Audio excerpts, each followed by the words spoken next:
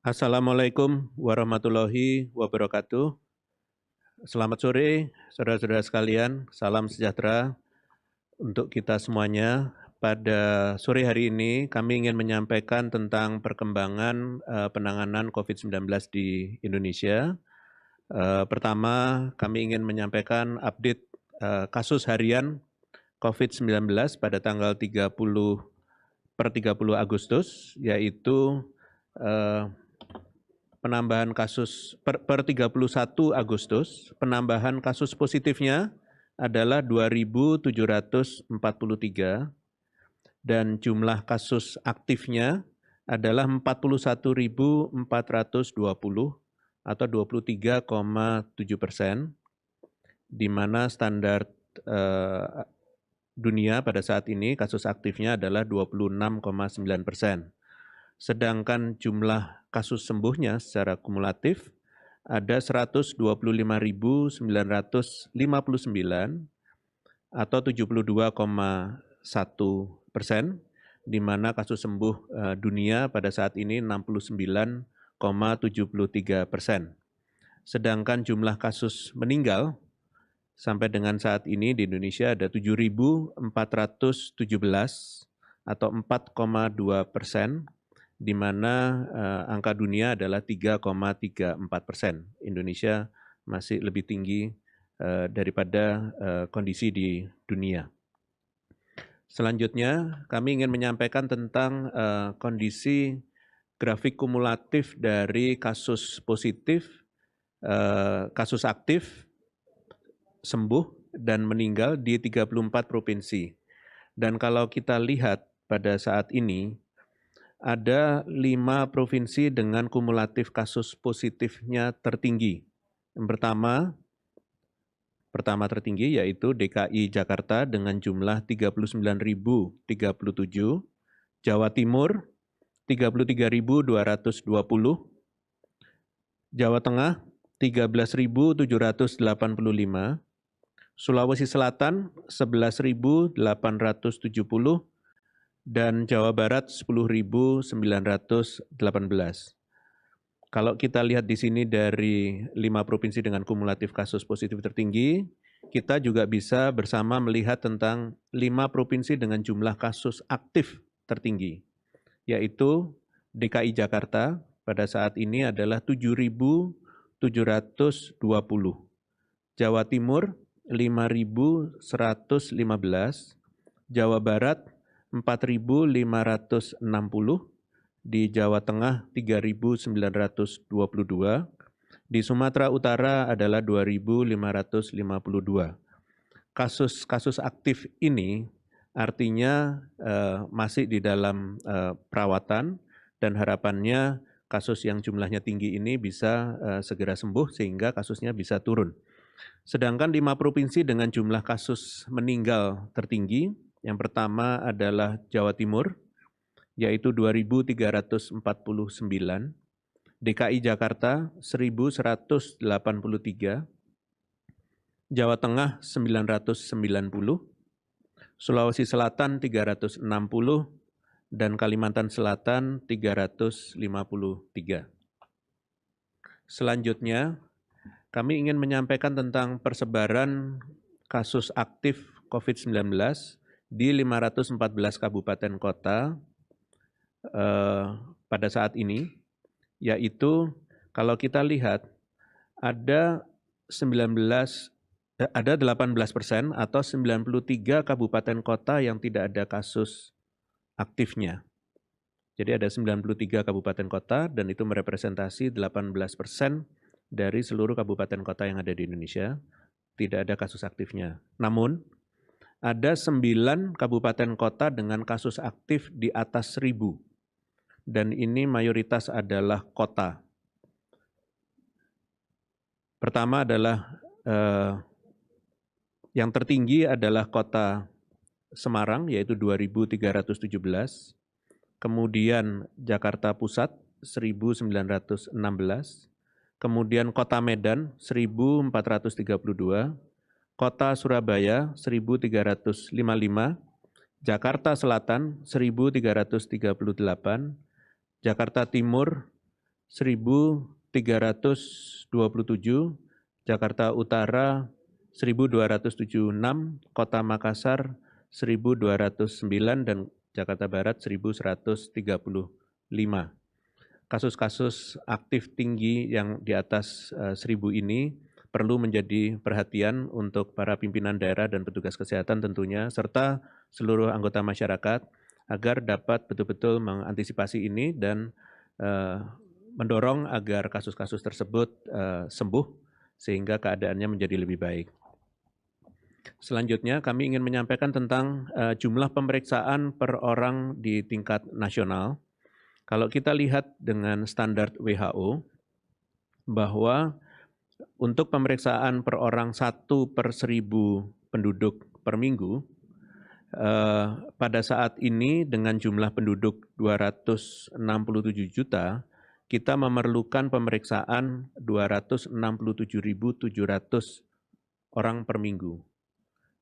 Pada saat ini Indonesia baru mencapai 46,85% dari standar WHO tersebut, dan pada minggu 24 sampai dengan 30 Agustus, kita sudah mencapai 125.434, di mana kenaikannya relatif cukup tinggi dengan minggu sebelumnya, yaitu minggu tanggal 17 sampai dengan 23 Agustus, yaitu 95.463.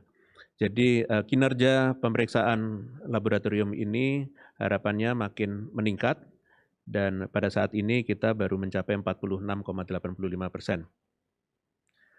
Selanjutnya kami ingin menyampaikan tentang kondisi yang ada di DKI Jakarta. Seperti kita ketahui, kasus cukup meningkat tajam di DKI selama beberapa waktu terakhir, dan beberapa daerah di DKI selama 4 minggu memiliki risiko yang tinggi, dan DKI Jakarta memiliki 54 laboratorium sebagai pendukung untuk pemeriksaan. Kemudian ada 67 rumah sakit rujukan di DKI Jakarta, di mana ada 170 rumah sakit yang menangani COVID di DKI Jakarta. Dan kalau kita lihat kondisinya pada saat ini, angka keterpakaian tempat tidur di ruang isolasi adalah 69% pada saat ini, sedangkan angka keterpakaian tempat tidur di ICU yaitu 77%. Kondisi ini memang kondisi yang tidak ideal, dan pemerintah sedang mendorong menurunkan angka keterpakaian tempat tidur ini untuk bisa di bawah 60%, sehingga beban untuk tenaga kesehatan di rumah sakit tersebut bisa berkurang. Upaya yang dilakukan adalah mengoptimalkan rumah sakit Wisma Atlet untuk menangani pasien-pasien sedang dengan kriteria sedang dan ringan untuk bisa dipindahkan ke rumah sakit Atlet dari rumah sakit rujukan COVID yang ada di DKI. Kami perlu sampaikan kasus-kasus di DKI, kami mulai dengan pada hari ini jumlah kasus di DKI pada tanggal 31 Agustus, pertambahannya adalah 1.049. Ini adalah angka yang tinggi. Sedangkan per kemarin tanggal 30 Agustus, jumlah kasusnya adalah 1.114, di mana 385 kasusnya itu adalah kasus akumulasi selama 7 hari sebelumnya yang baru dilaporkan. Jadi saudara-saudara sekalian, angka-angka yang tinggi ini ada kemungkinan memang pencatatan yang tidak atau belum bisa real time pada hari itu, sehingga akumulasinya dilaporkan pada hari tertentu seperti kasus yang tadi kami sampaikan untuk tanggal 30 Agustus. Kemudian kami perlu menyampaikan bahwa mayoritas penambahan kasus baru ketika dilacak, ini kemungkinan tanggal penularannya adalah antara tanggal 16 sampai 22 Agustus.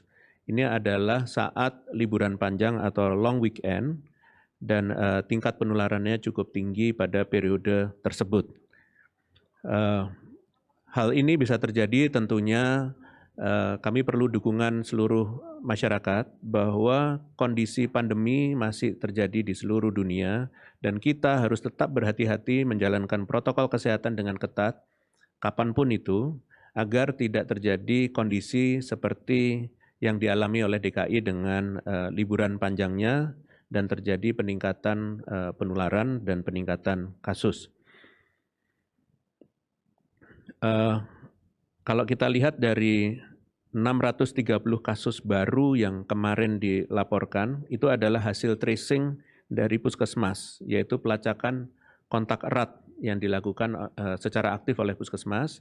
Jadi aktivitas program kesehatan yang ada di DKI Jakarta mampu untuk menggali kasus-kasus baru dan dites, dan hasil yang positif tersebut diikuti juga dengan tracing sehingga jumlah kasusnya meningkat. Jumlah positif Jakarta ini memang jauh di atas yang lain karena jumlah tesnya di Jakarta kontribusi sebesar 43% dari jumlah tes nasional pada saat ini. Bahkan DKI Jakarta juga sudah melampaui standar WHO. Namun demikian, adanya tingkat penularan yang cukup tinggi tadi tetap harus dikendalikan. Akibat klaster atau peningkatan jumlah kasus pada long weekend tersebut, positivity rate dalam seminggu terakhir naik menjadi 9,7% di DKI, di mana secara nasional angka positivity rate-nya adalah 14,8%.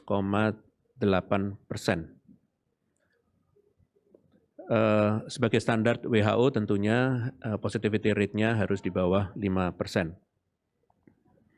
Tingkat kematiannya terus turun menjadi 3% untuk di DKI dan di nasional 4,3%. Dan tingkat kesembuhannya juga naik menjadi 76,7%, di mana nasional 72,2%. Kami perlu sampaikan bahwa kasus-kasus di DKI Jakarta ini 30%-nya berasal dari daerah sekitarnya, yaitu Bodetabek, dan itu berkontribusi pada kasus yang ada di Jakarta dan harus ditangani dengan baik pula.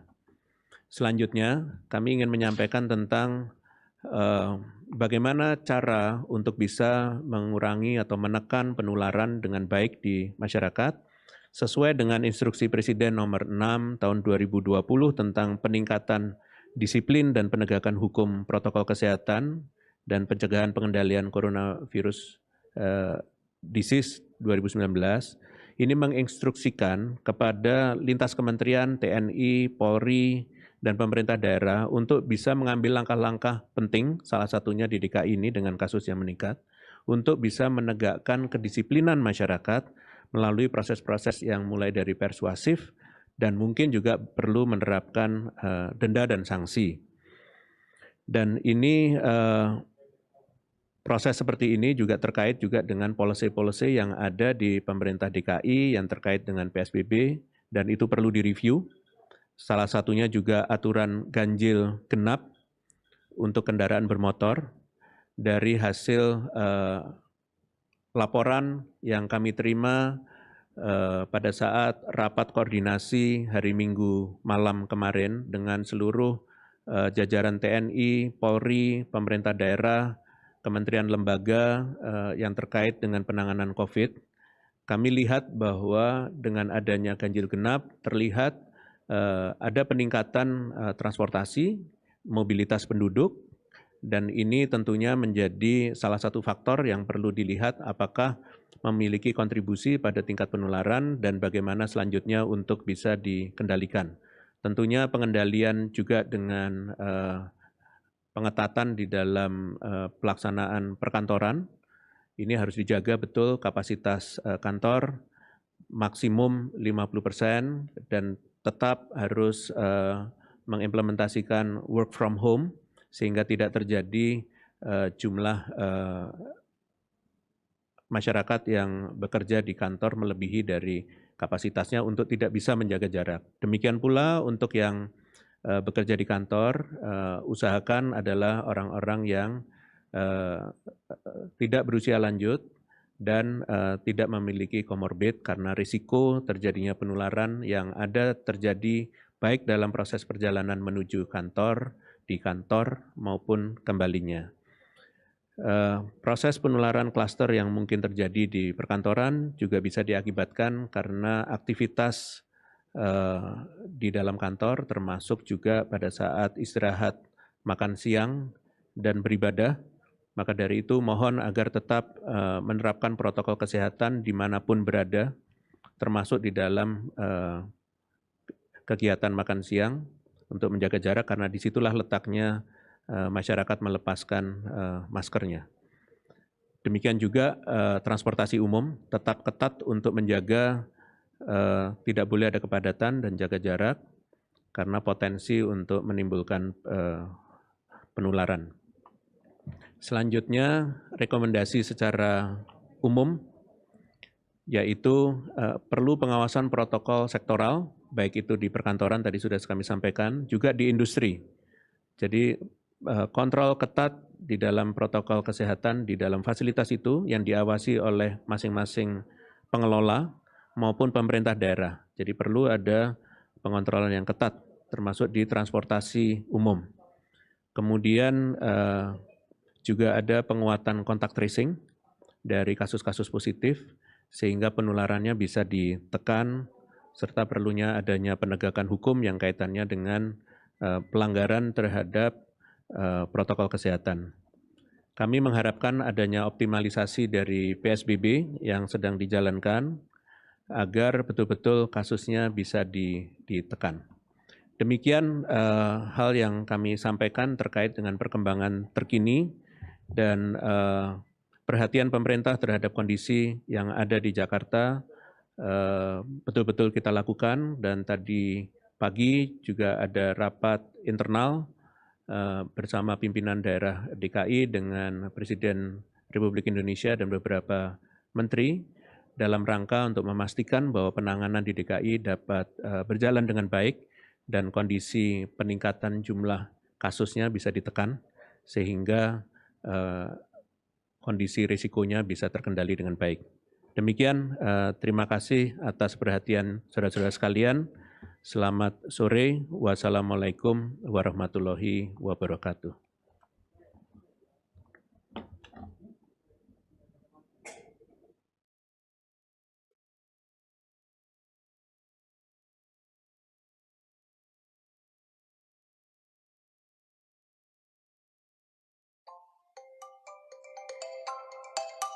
Virus SARS-CoV-2 yang menyebabkan COVID-19 tidak dapat dilihat. Oleh karena itu, memakai masker menjadi salah satu cara efektif mencegah penularan.